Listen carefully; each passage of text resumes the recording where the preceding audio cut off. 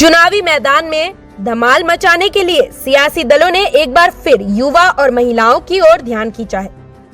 गढ़वाल संसदीय सीट पर उतरे प्रत्याशियों ने चुनावी प्रचार में युवा, महिला और किसानों के हित में कई बड़े वादे किए हैं। पारंपरिक राजनीतिक दलों ने विभिन्न सामाजिक वर्गों के लोगों के जीवन को बेहतर बनाने का वादा किया है, लेकिन देखा जाए तो चुनावी दौरों में सियासी दलों का यह प्रचलन हमेशा से रहा है कि वह वोटरों के द्वार द्वार जाकर उनसे नाता जोड़े और उनके समर्थन का वादा करे। खासकर राजनीतिक प्रत्याशी की ओर से यह वादा किया जाता है कि वह विभिन्न सामाजिक वर्गों के लोगों की समस्याओं का हल ढूंढेंगे और उनके जीवन को बेहतर बनाने के लिए कदम उठाएंगे। लेकिन जब चुनाव खत्म हो जाते हैं तो कोई भी गांव की तरफ झांकता तक नहीं।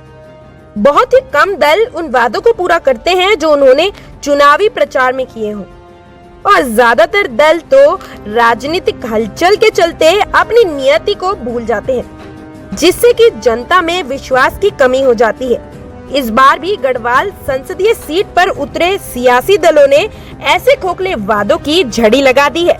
लेकिन देखने वाली बात यह है कि आज भी गढ़वाल क्षेत्र में अनेक बेरोजगार युवा हैं जो अभी भी रोजगार की आस लगाए बैठे हैं, और अनेक महिलाएं भी अपनी गृहस्थी में हाथ बटाने के लिए रोजगार की आस में हैं।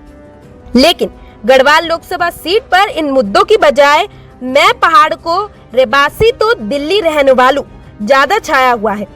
देश की आजादी के बाद साल 1952 से अस्तित्व में गढ़वाल संसदीय सीट से बीजेपी को 6 बार तो कांग्रेस को 10 बार प्रतिनिधित्व मिला, जबकि एक बार अन्य दल के प्रत्याशी जीते हैं।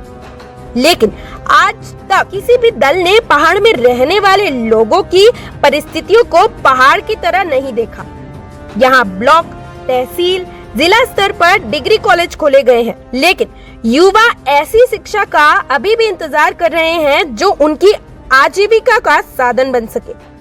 और जब वो इन कॉलेजों से डिग्री लेकर बाहर निकले तो उनके पास काम हो, जिससे कि वो पलायन को मजबूर ना हो और पहाड़ में रहकर ही पहाड़ के लोगों के लिए और अपने लिए कुछ अच्छा कर पाए।